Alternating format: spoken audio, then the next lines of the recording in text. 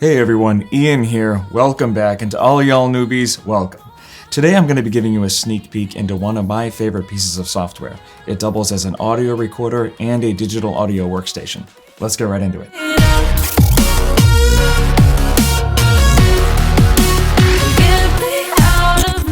Alright, so here we are in Twisted Wave. As you can see, a very nice interface, easy to understand, easy to use. Everything is super straightforward.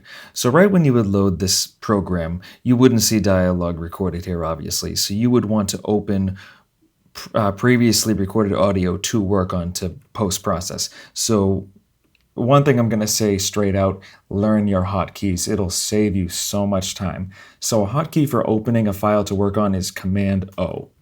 Right when you hit Command-O, you're going to see most of the files you've recorded, either, that are stored in Documents or iCloud. Pick the one you want to work on, then you can hit Enter or click Open, whatever you want. We're not going to do that because I have something already opened. But if you want to create something new, Command-N. So then you'll create a new file. 48 kilohertz is the standard by what I go by. You always want to record in mono, process and export in stereo. 24 bits good, that's good. Now, you'll also want to go up to Preferences, click on that, and this is where you customize your experience. See, like application behavior, time display, level meter. You can put all of these things in the order that you want. You can have them behave the way that you want. Editing preferences, playing back, devices. One thing you want is to make sure when you have an audio interface connected to your computer, make sure that is highlighted in here. You're not going to see it now because it's not connected, but I use an Apogee 1, and you would see that there.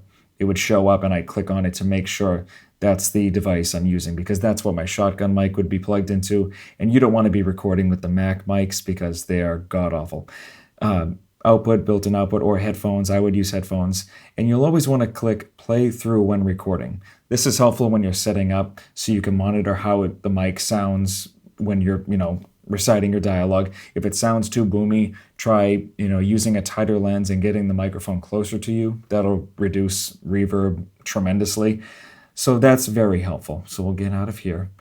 Yeah, it's pretty straightforward up top. File, new open, but that's why I said learn your hotkeys, because then most of the time you won't even have to come up to this top menu here. File, you can open a new file, recent, save, edit. This is where you convert to stereo after you've done your post-processing and you want to export. Don't export in mono because people will only be able to hear it out of one ear, and that's not good. So select.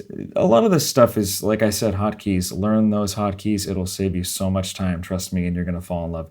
Command-R to start recording. I love hotkeys. Effects. Now, the thing with the effects and the VST plugins is there really aren't any hotkeys for those, so you're going to have to come up to this top menu to get those.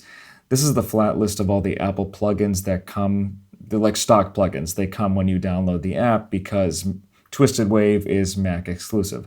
So they're all Apple, go figure. But the VST plugins, which I'm going to talk about in a future video, these can save a god-awful recording and bring it back to life. Like dead on arrival recordings with tons of background noise or tons of mouth noise, which happens to everybody. Happens to me, happens to everybody. Declip, if you're coming in too hot, sometimes that can save you, but most of the time it won't. But we'll talk about that in another video. But you're going to have to come to this drop-down menu to get to the Apple plugins that you're going to use to clean up your audio. And I use these religiously.